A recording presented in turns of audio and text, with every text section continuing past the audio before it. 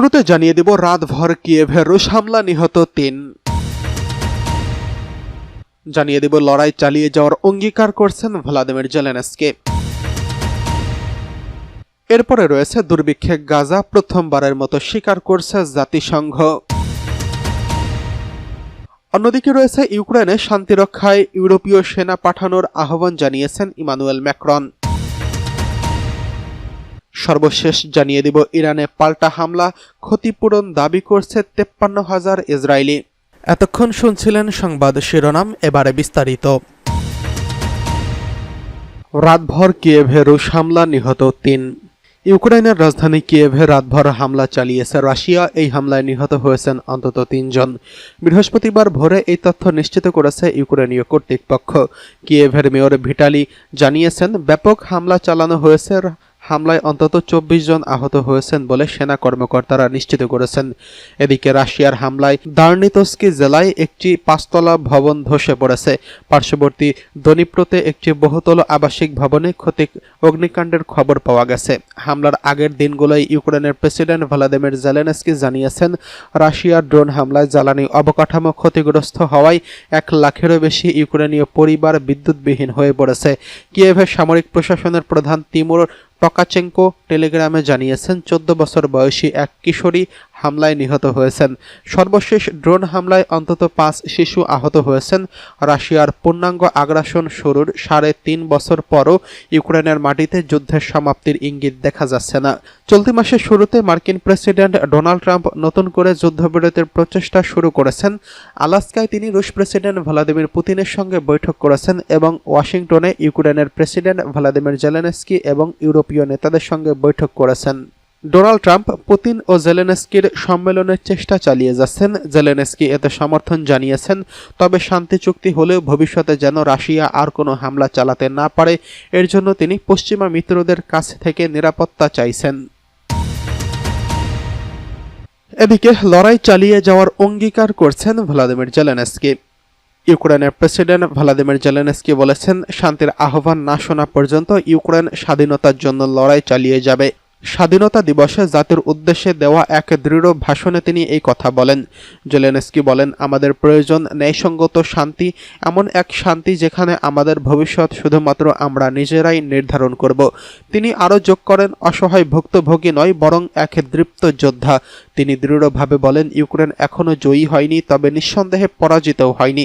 জেলেনস্কির এই মন্তব্যের আগে মস্কো দাবি করেছিল, ইউক্রেন রাশিয়ার বিদ্যুৎ ও জ্বালানি স্থাপনাগুলিতে রাতারাতি হামলা চালিয়েছে।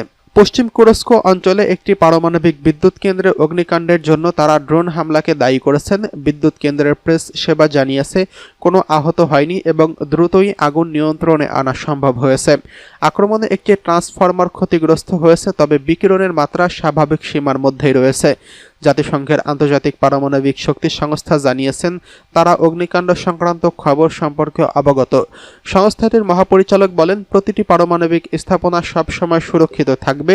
জেলেনস্কি বারবার নিঃশর্ত যুদ্ধবিরতির আহ্বান জানিয়েছেন এবং ইউরোপীয় মিত্ররা যুদ্ধ থামানোর উপর জোর দিচ্ছেন। তিনি রাশিয়ার বিরুদ্ধে অভিযোগ তুলে বলেন, যুদ্ধের অবসান ঘটাতে পুতিনের সঙ্গে বৈঠক এড়াতে রাশিয়া যা যা করার আছে সবই করছে।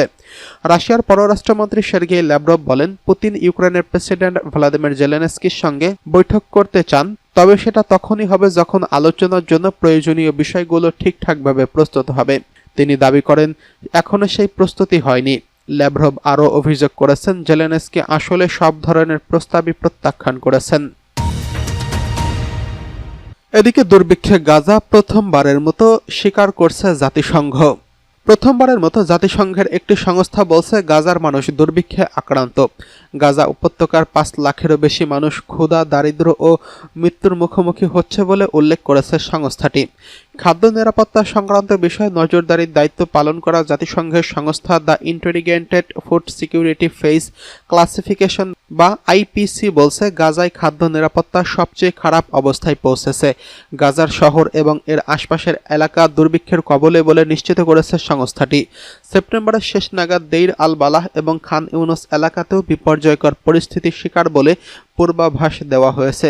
আইপিসির প্রতিবেদন থেকে বলা হচ্ছে, গাজার দুর্ভিক্ষ সম্পূর্ণরূপে মানুষের তৈরি এবং এটি নিয়ন্ত্রণ করা যেতে পারে।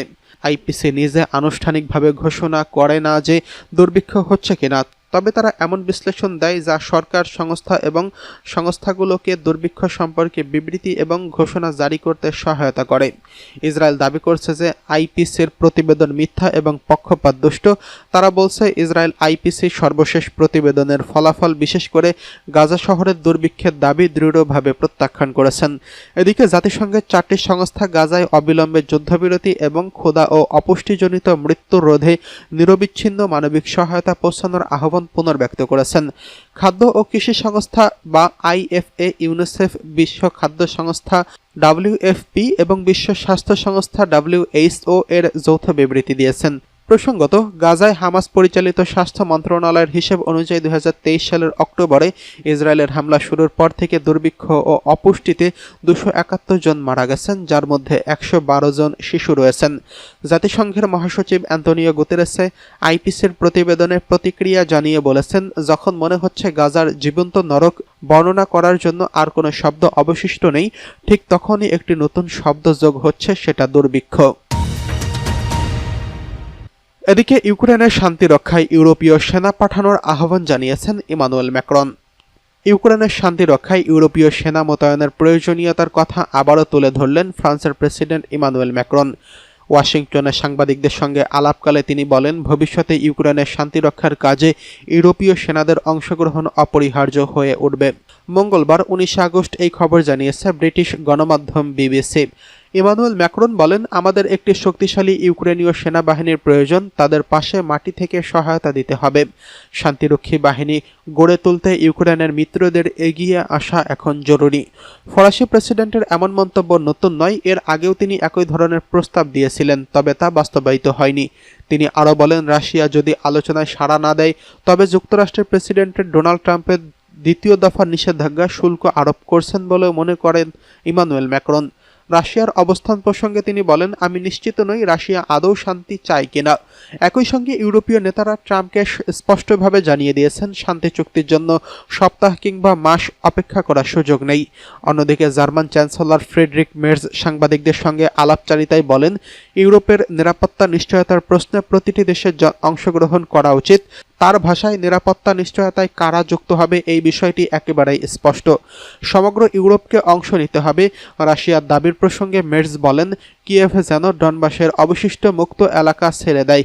এই প্রসঙ্গে তিনি মন্তব্য করেন, এটা যুক্তরাষ্ট্রকে ফ্লোরিডা ছেড়ে দেওয়ার কথা বলার সমান।